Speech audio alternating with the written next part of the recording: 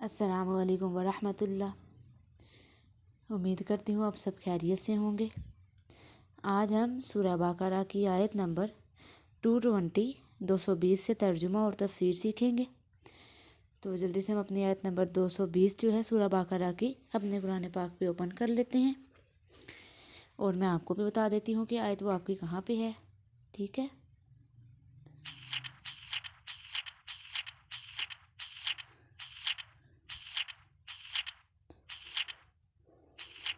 جی، تو ہم نے وہ پیج کھول لیا ہے۔ آپ اپنے اسی پیج کی جو نیچے سے چوتھی لائن دیکھیں، نیچے سے چوتھی لائن فی الدنیا والآخرہ، یہاں سے آپ کا آج کا لیسن سٹارٹ ہو رہا ہے۔ آپ کی آیت نمبر 220 220، ٹھیک ہے، جو نیچے سے 4th نمبر لائن وہاں سے۔ اعوذ باللہ من الشیطان الرجیم، بسم اللہ الرحمن الرحیم۔ فی الدنیا والآخرہ، دنیا اور آخرت کی باتوں میں۔ وَيَسْأَلُونَكَ عَنِ الْيَتَامَى، اور تجھ سے پوچھتے ہیں یتیموں کا حکم۔ قُلْ إِصْلَاحٌ لَهُمْ، کہہ دے سنوارنا ان کے کام کو خیر بہتر ہے۔ مَن تُخَالِطُوهُمْ، اور اگر ان کا خرچ ملا لو، فَإِخْوَانُكُمْ، تمہارے بھائی ہیں۔ وَاللَّهُ، اور اللہ، يَعْلَمُ الْمُفْسِدَ، وہ جانتا ہے خرابی کرنے والے، من المصلح، اور سنوارنے والے کو۔ وَلَوْ شَاءَ اللَّهُ، اور اگر اللہ چاہتا تو لَعَنَتَكُمْ، تم پر مشقت ڈالتا۔ ان اللہ عزیز حکیم، بے شک اللہ زبردست ہے، تدبیر والا۔ وَلَا تَنكِحُوا الْمُشْرِكَاتِ، اور نکاح مت کرو مشرک عورتوں سے، حتیٰ یؤمن، جب تک ایمان نہ لے آئیں۔ وَلَعَمَةٌ مُؤْمِنَةٌ، اور البتہ لونڈی مسلمان، خیر، بہتر ہے، من مشرکۃ، مشرک بیوی سے، وَلَوْ أَعْجَبَتْكُمْ، اور اگرچہ وہ تم کو بھلی لگے۔ وَلَا تُنْكِحُوا الْمُشْرِكِينَ، اور نکاح نہ کرو مشرکین سے، حتیٰ یؤمنوا، جب تک وہ ایمان نہ لے آئیں۔ وَلَعَبْدٌ مُؤْمِنٌ، اور البتہ غلام مسلمان، خیر، بہتر ہے، من مشرک، مشرک سے۔ وَلَوْ، اور اگرچہ أَعْجَبَكُمْ، تم کو وہ بھلا لگے۔ اولئک، یہی لوگ ہیں، یدعون، وہ بلاتے ہیں، الی النار، آگ کی طرف۔ واللہ، اور اللہ پاک، یدعو، وہ بلاتے ہیں، الی الجنۃ، جنت کی طرف، والمغفرۃ، اور بخشش کی طرف، بإذنہ، اپنے حکم سے، ویبین، اور بتلاتا ہے، آیاتہ، اپنے حکم کو، للناس، لوگوں کو، لعلہم، تاکہ وہ، یتذکرون، وہ نصیحت قبول کریں، ٹھیک ہے۔ اب یہاں سے ایک بار پھر سے ترجمہ دیکھیں۔ وَلَعَمَةٌ مُؤْمِنَةٌ، اور لونڈی مومنۃ، مومن، خیر، بہتر ہے، من مشرکۃ، مشرک ازواج سے۔ وَلَوْ أَعْجَبَتْكُمْ، اور اگرچہ تمہیں وہ اچھا لگے۔ وَلَا تُنْكِحُوا الْمُشْرِكِينَ، اور نہ تم نکاح کرو مشرک سے، حتیٰ یؤمنوا، یہاں تک کہ وہ ایمان لے آئے۔ وَلَعَبْدٌ مُؤْمِنٌ، اور غلام مومن، خیر، بہتر ہے، من مشرک، مشرک آدمی سے۔ وَلَوْ أَعْجَبَكُمْ، اور اگرچہ وہ تم کو بھلا معلوم ہو۔ اولئک، یہی وہ لوگ ہیں، یدعون، جو بلاتے ہیں، الی النار، آگ کی طرف۔ واللہ، اور اللہ پاک، یدعو، وہ بلاتے ہیں، الی الجنۃ، جنت کی طرف، والمغفرۃ، اور بخشش کی طرف، بإذنہ، اپنے حکم سے، ویبین، اور وہ بیان کرتے ہیں، آیاتہ، اپنی آیات کو، للناس، لوگوں کے لیے، لعلہم، تاکہ وہ، یتذکرون، وہ نصیحت قبول کریں۔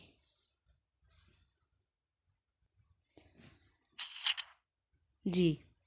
اب وہ یسألونک عن الیتامی، اب وہ پوچھتے ہیں کہ وہ یتیم کے بارے میں، ٹھیک ہے۔ 17واں حکم آ رہا ہے کہ مخالطہ یتیم، کہ جو یتیم کا مال بچ جائے پاس تو کس طرح اس کو ملا کر استعمال کر سکتے ہیں۔ اب چونکہ ابتدا میں جو مثل ہندوستان کے عرب میں بھی یتیموں کا حق دینے میں پوری احتیاط نہ تھی، اس لیے یہ وعید سنائی گئی کہ یتیموں کا مال کھانا ایسا ہے جیسا دوزخ کے انگارے پیٹ میں بھرنا۔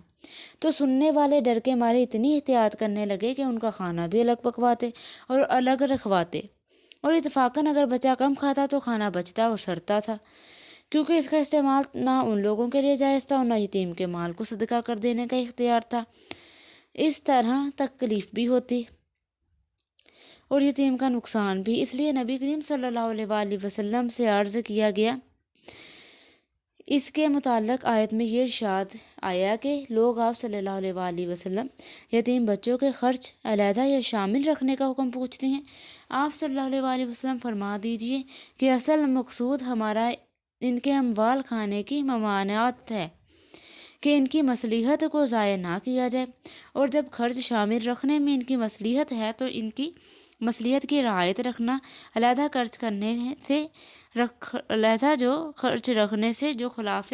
مصلحت ہے زیادہ بہتر ہے، اور تم ان کے ساتھ خرچ شامل رکھو تو کچھ ڈر کی بات نہیں، کیونکہ وہ بچے تمہارے دینی بھائی ہیں، اور بھائی شامل جو ہے وہ رہا کرتے ہیں، اور اللہ تعالیٰ مصلحت کے ضائع کرنے والے کو اور مصلحت کی رعایت رکھنے والے کو الگ الگ جانتے ہیں۔ اس لیے کھانے پینے میں مل جل کر کھانا ایسا نہ ہونا چاہیے جس میں یتیم کی جو ہے مال ضائع ہو جائے، اور بلا علم اور بلا قصد کچھ کمی و بیشی ہو بھی جائے تو چونکہ اللہ تعالیٰ کو اس کی ایک نیک نیت ہی معلوم ہے کہ وہ اس نے ارادہ کیا ہے کہ وہ یتیم کا مال نہیں کھائے گا، اور اس کی نیت بھی نہیں ہے، اور تو اگر اچانک کبھی کچھ کھا بھی ہو جائے تو پھر اس میں کوئی بھی برائی نہیں ہے، اور اللہ تعالیٰ چاہتے تو اس معاملہ میں سخت قانون مقرر کر کے تم کو مصیبت میں ڈال دیتے،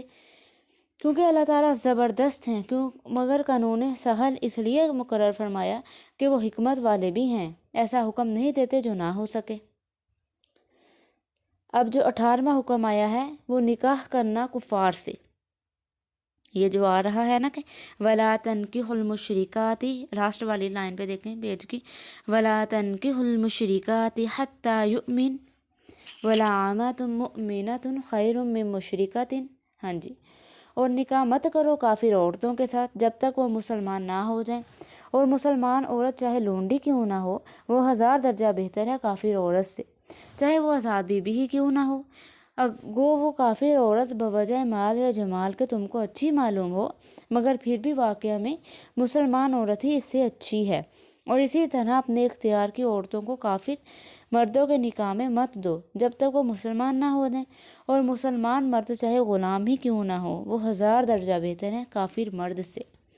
چاہے وہ آزاد ہی کیوں نہ ہو، وہ کافر مرد بوجہ مال یا جاہ کے تم کو اچھا ہی معلوم ہو، مگر پھر بھی واقع میں مسلمان ہی اس سے اچھا ہے، اور وجہ ان کافروں کے برا ہونے کی اور وہی اصل سبب ان سے ممانعت نکاح کا ہے، وہ یہ ہے کہ یہ کافر لوگ دوزخ میں جانے کی تحریک دیتے ہیں، کیونکہ کفر کی تحریک کرتے ہیں اور اس کا انجام جہنم ہے، اور اللہ تعالیٰ جنت اور مغفرت کے حاصل کرنے کی تحریک کرتے ہیں۔ اب اپنے حکم سے اور اس حکم کا ظہور اس طرح ہوا کہ کفار کے متعلق یہ حکم صادر فرما دیا کہ ان سے نکاح نہ کیا جائے تاکہ ان کی تحریک کے جو اثر سے پوری حفاظت رہ سکے، اور اسے محفوظ رہ کر جنت اور مغفرت حاصل ہو جائے، اور اللہ تعالیٰ اس واسطے اپنے احکام بتلا دیتے ہیں تاکہ وہ لوگ نصیحت پہ عمل کریں اور مستحق جنت اور مغفرت ہو جائیں۔ اب جو ہے بیان القرآن کے فوائد۔ اب جو قوم اپنی وضع اور طرز سے اہل کتاب سمجھے جاتے ہیں ہوں لیکن عقائد کی تحقیق کرنے سے کتابی ثابت نہ ہوں، اس قوم کی عورتوں سے نکاح درست نہیں، جیسے آج کل عموماً انگریزوں کو عام لوگ عیسائی سمجھتے ہیں، حالانکہ تحقیق سے ان کے بعض عقائد بالکل ملحدانہ ثابت ہوئے کہ نہ خدا کے قائل نہ عیسیٰ علیہ السلام کی نبوت کے اعتقاد کرنے والے۔ اب انجیل کی نسبت آسمانی کتاب ہونے کا اعتقاد، سو ایسے لوگ عیسائی نہیں، ایسی جماعت میں کہ جو عورت ہو اس سے نکاح درست نہیں۔ اب لوگ بڑی غلطی کرتے ہیں کہ بلا تحقیق جو یورپ کی عورتیں بیاہ لاتے ہیں۔ اب اسی طرح ایک اور مسئلہ ہے کہ جو مرد ظاہری حالت سے مسلمان سمجھا جائے لیکن عقائد اس کے کفر تک پہنچے ہوں، اسے مسلمان عورت کا نکاح درست نہیں، اور اگر نکاح ہو جانے کے بعد ایسے عقائد خراب ہو جائیں تو نکاح ٹوٹ جاتا ہے۔ جیسے آج کل بہت سے آدمی اپنے مذہب سے ناواقف سائنس کے اثر سے اپنے عقائد تباہ کر لیتے ہیں، لیکن لڑکی والوں پر واجب ہے کہ جب رشتہ کرنے لگیں اپنی بیٹی کا تو اچھے سے تحقیق کر لیا کریں کہ کیا اس کے جو ہے جس سے رشتہ کر رہے ہیں اس کے عقائد کفر تک تو نہیں پہنچے ہوئے، ٹھیک ہے۔ اب ہم جو مسلم اور کافر کا باہمی ازدواج ممنوع ہے اس کے معارف اور جو مسائل ہم دیکھ لیتے ہیں۔ اب جو آیات مذکورہ میں ایک اہم مسئلہ یہ بیان فرمایا گیا ہے کہ مسلمان مردوں کا نکاح کافر عورتوں سے اور کافر مردوں کا نکاح مسلمان عورتوں سے جائز نہیں۔ وجہ یہ ہے کہ کافر مرد اور عورتیں انسان کو جہنم کی طرف لے جانے کا سبب بنتے ہیں، کیونکہ ازدواجی تعلقات آپس کی محبت اور مودت اور جو ہے آپس میں جو ہے بہت ایک مضبوط سا تعلق بن جاتا ہے، اور بغیر اس کے ان تعلقات کا اصل جو مقصد ہے وہ پورا نہیں ہوتا، اور مشرکین کے ساتھ اس قسم کے تعلقات اور قریبہ محبت اور مودت کا لازمی اثر یہ ہے کہ ان کے دل میں بھی کفر اور شرک کی طرف میلان پیدا ہو، یا کم از کم کفر اور شرک سے نفرت ان کے دلوں سے نکل جائے، اور اس کا انجام یہ ہے کہ یہ بھی کفر اور شرک میں مبتلا ہو جائیں، اور اس کا نتیجہ جہنم ہے۔ اس لیے فرمایا گیا کہ یہ لوگ جہنم کی طرف دعوت دیتے ہیں، اور اللہ تعالیٰ انسان کو جنت اور مغفرت کی طرف دعوت دیتا ہے اور صاف صاف اپنے احکام بیان فرما دیتا ہے تاکہ لوگ نصیحت پر عمل کریں۔ اس جگہ چند باتیں قابل غور ہیں۔ اول یہ کہ اس آیت میں لفظ مشرک سے اگر مطلقاً مسلم مراد ہو تو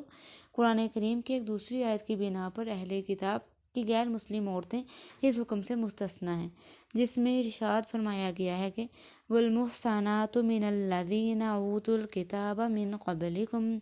اور اگر مشرک سے خاص وہ غیر مسلم مراد ہیں جو اہل کتاب نہیں تو یہ آیت اپنی جگہ عام ہے تمام ان غیر مسلموں کو جو کسی پیغمبر اور آسمانی کتاب پر ایمان نہیں رکھتے۔ اب دوسری بات قابل غور یہ ہے کہ مسلم اور کافر کے درمیان ازدواجی تعلقات کو حرام قرار دینے کی جو وجہ قرآن کریم میں بیان فرمائی گئی ہے کہ ان کے ساتھ اپنے تعلقات قریبہ کفر و شرک میں مبتلا ہو جانے کا سبب بن سکتے ہیں، یہ بات تو بظاہر تمام غیر مسلم فرقوں میں مساوی ہے، پھر اہل کتاب کی عورتوں کو مستثنیٰ کرنے کی کیا وجہ ہے؟ جواب ظاہر ہے کہ اہل کتاب کا اختلاف اسلام کے ساتھ بنسبت دوسرے غیر مسلموں کے کم اور ہلکا ہے، کیونکہ عقائد اسلام کے 3 عمود ہیں: توحید، آخرت، رسالت۔ ان میں سے عقیدہ آخرت میں تو اہل کتاب یہود و نصارہ بھی اپنے اصل مذہب کے اعتبار سے مسلمانوں کے ساتھ متفق ہیں، اسی طرح خدا کے ساتھ کسی کو شریک ٹھہرانا خود ان کے اصل مذہب میں بھی کفر ہے۔ یہ دوسری بات ہے کہ وہ حضرت عیسیٰ علیہ السلام کی عظمت و محبت کے غلو میں شرک تک جا پہنچے۔